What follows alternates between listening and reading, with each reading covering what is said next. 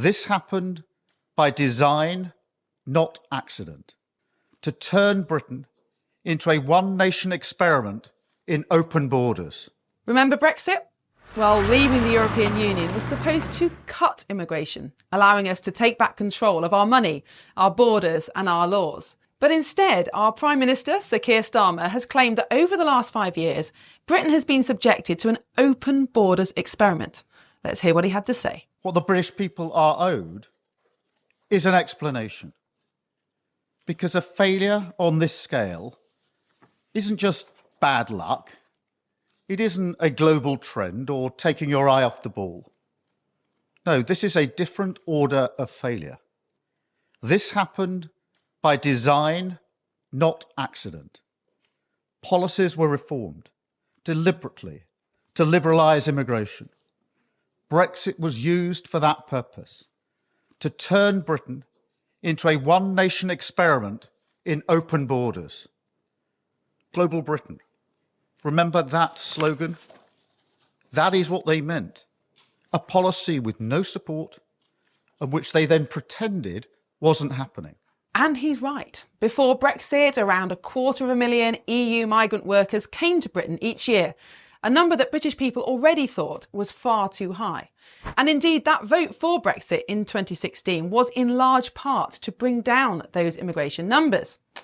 Yet, since we left the European Union, since freedom of movement supposedly has ended, since we have been, in theory, at least in control of our borders, the number of people coming to Britain each year has increased to, frankly, astonishing levels, the highest we've ever seen in history. And last week it was revealed that the immigration figures from last year were even higher than previously thought. Net migration into the UK, so that's the number of people who came in, minus the number of people came out in those 12 months to June 2023, was an astonishing 900,000 people.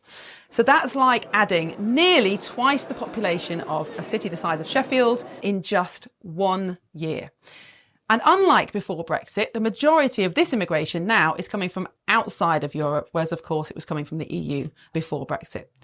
So why does this matter? Well, to many of us, this level of immigration just feels instinctively unmanageable, too high, destabilising, and indeed that is reflected in the polls. The vast majority of Brits do believe that immigration numbers are too high. But some on the left would tell us that this is just prejudice, even racism, that it's irrational resistance to change. Is that true? Or are there real and genuine reasons to believe that mass immigration is having a destructive effect on our country, our economy, and our culture? So let's break down the impact of immigration on our economy. So there are many people that claim that we need immigration, high levels of immigration, to grow our economy, that we need workers from abroad to work in the NHS and to do jobs that British people, frankly, just don't want to do. But only a small fraction of people who were granted visas last year came to work. The majority were dependents, so family members, and students. Even the visas that were given out for shortage occupations such as care workers have made almost no difference at all to the levels of vacancies in those sectors, which suggests that immigrants have either just gone into other work or they've just displaced British people from those sectors. So no significant improvement to the employment situation.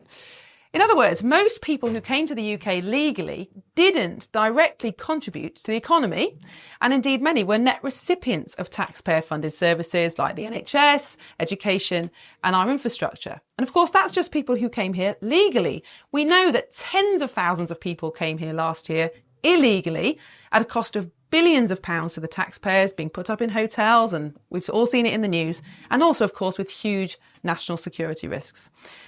But of the visas that were given out for work, the majority were for low-paid work, with salaries at the level where, on average, individuals take out more from the economy than they put in. So, mass immigration might have grown the size of our economy, just like if you invite people into your home, you increase the size of your household. But in terms of GDP per capita, so that's the amount of money in the system per person, the UK is stagnating. We've completely fallen behind richer countries like America and even a country like Poland, that when I was a child was an impoverished communist nation. Now Poland is rapidly approaching UK living standards. So mass migration has undoubtedly made us poorer and less productive. There's also a long-term economic cost to mass immigration that is yet to be felt. Those people who've come to Britain through work or family visas qualify for indefinite leave to remain after 5 years. And as Sam Bidwell has written this week, this entitles people to benefits from the National Health Service, social housing and universal credit. And after 10 years of being in the UK and contributing national insurance, even very, very small amounts of national insurance, if you have indefinite leave to remain status, you also have access to the UK state pension. And you have a right to bring over more dependents to the country. So, in summary, 5 years of work, even very low paid work, could see the British taxpayer burdened with the cost of an entire family, benefits, social housing, healthcare, pensions and more. And given the sheer number of visas that have been given out in recent years, those astonishing, historically unprecedented figures, there are likely to be millions of people who will soon qualify for indefinite leave to remain by the end of the decade. And that's a completely unaffordable cost on the British taxpayer. If you think we're in debt now, if you think taxes are high now, we have seen nothing compared to what's coming down the line. But as well as those economic costs, there have also been huge political, cultural and social changes because of mass immigration. Politically, people have really lost trust with government and politicians. People voted again and again for lower immigration, years and years and years, but got the opposite. So voters understandably feel angry and betrayed. And it's no surprise that the two major parties, the Labour Party and the Conservative Party, got some of their lowest ever vote numbers in July's elections. And the riots in the summer offered a glimpse of growing levels of dissatisfaction with our political class.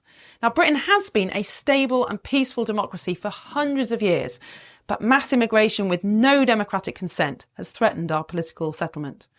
And socially and culturally, Britain has changed, probably irreversibly, as a result of mass immigration.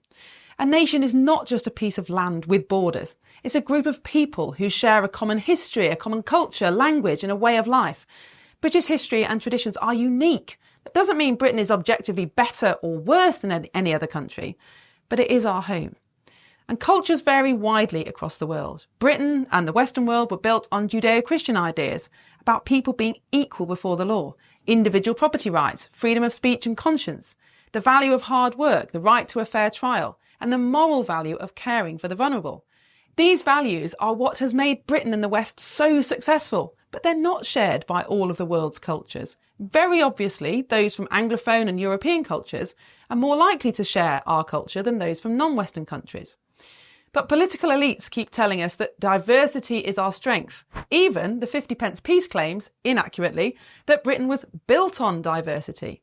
But while there always should be room in Britain for people from other traditions, for our nation to be cohesive, there must be a unifying culture that holds us all together and inspires our loyalty.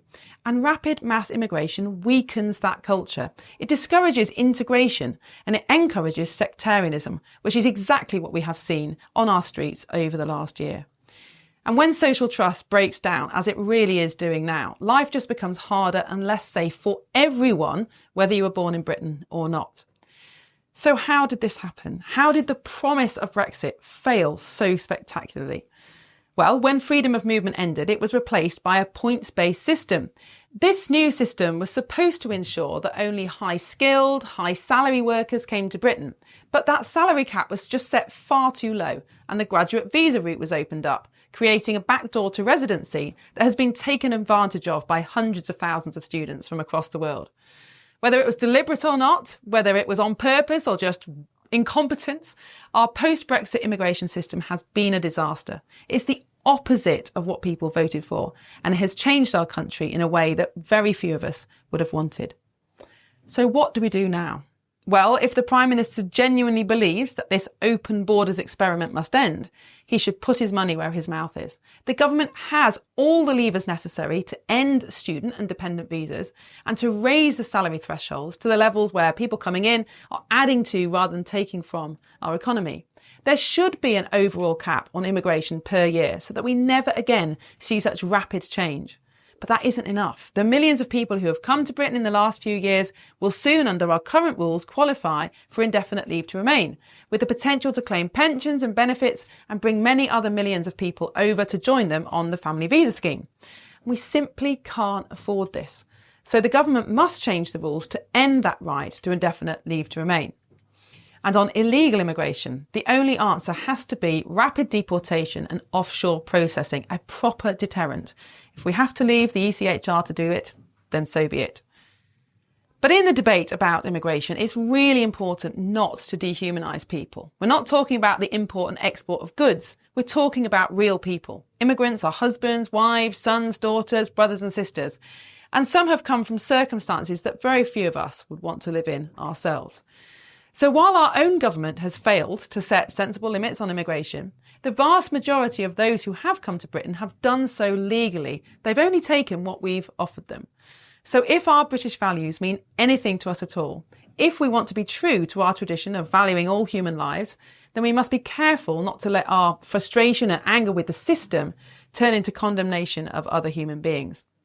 We can have respect and compassion for people from all different countries, while at the same time being clear that the responsibility of the British nation is to its own people. It's not our duty to invite hundreds of thousands of people from all over the world to come and benefit from what we have. Other nations are responsible for their people just as we are for ours.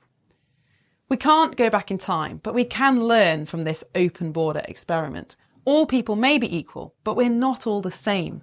Rapid mass immigration diminishes our British culture and our economy, and it weakens rather than strengthens our nation. So whatever our political allegiance, we should all hope that this government can roll back some of the mistakes of the last one.